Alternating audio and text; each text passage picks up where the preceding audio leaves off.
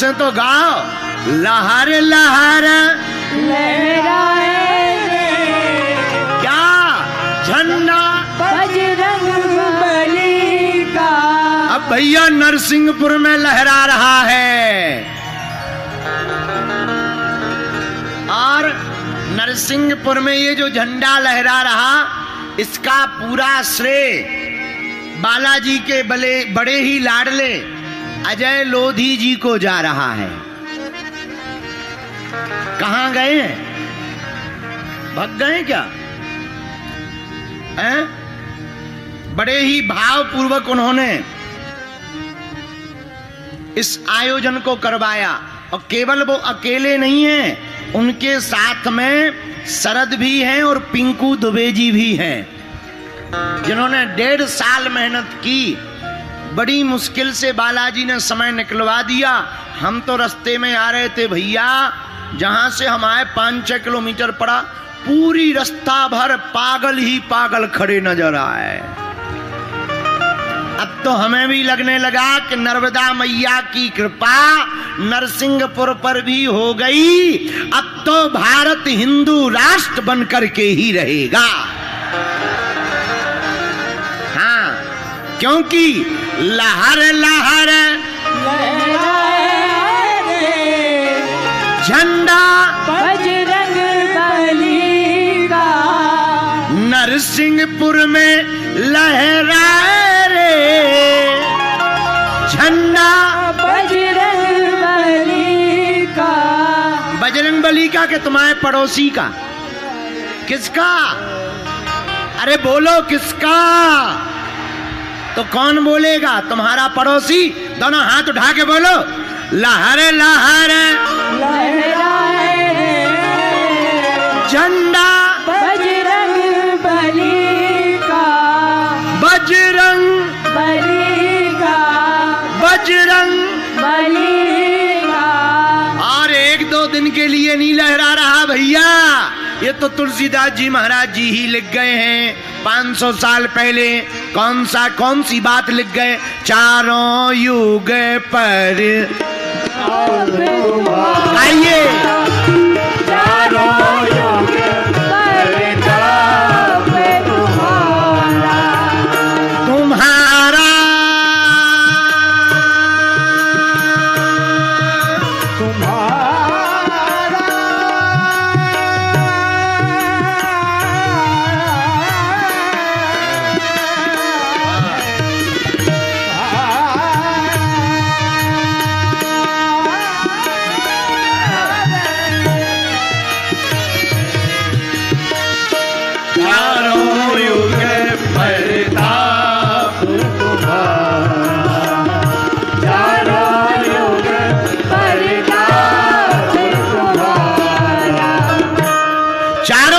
श्री हनुमान जी का प्रताप। अच्छा, ये 4 युग कौन कौन है? सतयुग, त्रेता, द्वापर और कलयुग। वर्तमान में कौन सा युग चल रहा है? बोलो कि सतयुग। वर्तमान के युग का नाम है कलयुग। और युग कितने हैं? 4। कलयुग की आयु है 4,32,000 वर्ष। द्वापर की आयु है 8,64,000 वर्ष। त्रेता युग की आयु है 12,96,000 वर्ष। सतयुग की आयु है 17,28,000 वर्ष। वर्तमान में कलयुग चल रहा, और कलयुग की 4,32,000 वर्ष की आयु में मात्र 5,000 वर्ष व्यतीत हुए हैं, मात्र 5200 वर्ष। इसके पूर्व अभी कलयुग बच्चा ही है। ये जब जवानी पर आएगा तब पूछो ही मत। भविष्य पुराण में वर्णन आया है 8 साल की कन्या दादी बन जाएगी। पर हनुमान जी का झंडा तो चारों युगों में लहराता रहेगा। वर्तमान में भी तुम्हें गांव में शंकर जी के मंदिर मिले या ना मिले, राम जी के मंदिर मिले या ना मिले, हमारे भाई साहब जरूर मिल जाएंगे, बालाजी जरूर मिल जाएंगे। और ये इतने सस्ते हैं, किसी भी पत्थर पर मूर्ति हो या ना हो, पत्थर पे सिंदूर लगा दो, हनुमान जी प्रकट हो गए।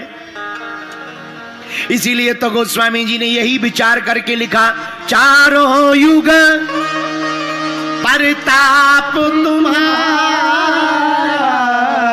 लेकिन एक प्रश्न उठता है, अरे पंडित जी, गुरु जी, कलयुग में हनुमान जी हम मान लेते हैं, अस्तोत्थामा बलर्व्यासो हनुमानश्च विभीषणा कृपा परशुरामश्च सप्तैते चिरजीवनः। कलयुग में तो हनुमान जी है, मानते हैं। द्वापर में महाभारत में हनुमान जी रहे, मानते हैं। त्रेता में राम जी के साथ हनुमान जी रहे, मानते हैं। लेकिन सतयुग में हनुमान जी कहां रहे? सतयुग में अगर चारों युगों में हनुमान जी थे, चारों युगों में प्रताप है, तो सतयुग में हनुमान जी का कौन सा रूप रहा? आहा, हमको एक जगह वर्णन मिला, एक पुस्तक है गीता प्रेस गोरखपुर की, हनुमान अंक, उसमें वर्णन आया, 11 रुद्रों का वर्णन आया, उसमें सतयुग की चर्चा आई। भगवान शंकर के 11 रुद्र हैं। कितने रुद्र हैं? जोर से बोलो। 11। जो 11वां रुद्र है उसका नाम है हर। क्या नाम है? हर। एक बार पूरी सृष्टि से जल तत्व खत्म हो गया, जल बचा ही नहीं, देवता परेशान हो गए, त्राहिमाम मच गई। सब देवता ब्रह्मा जी के पास गए, ब्रह्मा जी जल नहीं है, जल की व्यवस्था नहीं है, क्या किया जाए? जल तत्व खत्म हो गया। ब्रह्मा जी बोले, भोले बाबा के पास चलो। शंकर जी के पास गए, बाबा जल नहीं है, जल तत्व ही खत्म हो गया। 5 तत्व हैं, क्षितिजल पावक गगन समीरा, पंच रचित यह अधम शरीरा। 5 तत्व हैं, अग्नि तत्व, वायु तत्व, जल तत्व, पृथ्वी तत्व और आकाश तत्व। जल तत्व जब खत्म हो गया, देवता परेशान हो गए, तो भगवान शंकर ने अपने 11 रुद्रों को बुलाया, इधर आओ। जी महाराज, जी। अरे जल तत्व खत्म हो गया, तुम में से कोई जल तत्व प्रकट कर सकता है? 10 रुद्रों ने हाथ जोड़ लिए, हमसे नहीं हो सकता। पर 11वें रुद्र जो थे, उन्होंने कहा, बाबा हम प्रकट कर सकते हैं, लेकिन एक दिक्कत हो जाएगी। क्या? अगर हम जल तत्व प्रकट करेंगे तो हमारा शरीर गलने लगेगा और हम खत्म हो जाएंगे। भगवान शंकर और देवताओं ने आंखों में आंसू भरे, कहा, हे रुद्र, वर्तमान में देवताओं पर मुसीबत है, जल तत्व खत्म हो गया, तुम एक काम करो, तुम जल तत्व को प्रकट करो।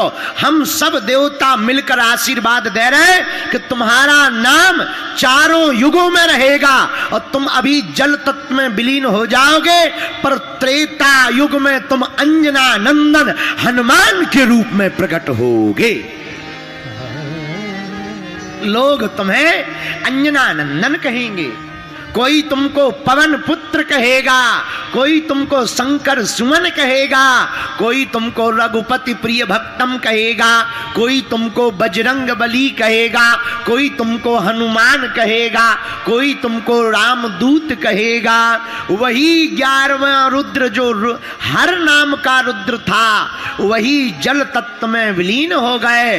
भैया, इस प्रकार से सिद्ध होता है कि सतयुग में हर नामक रुद्र के रूप में हनुमान जी रहे हैं।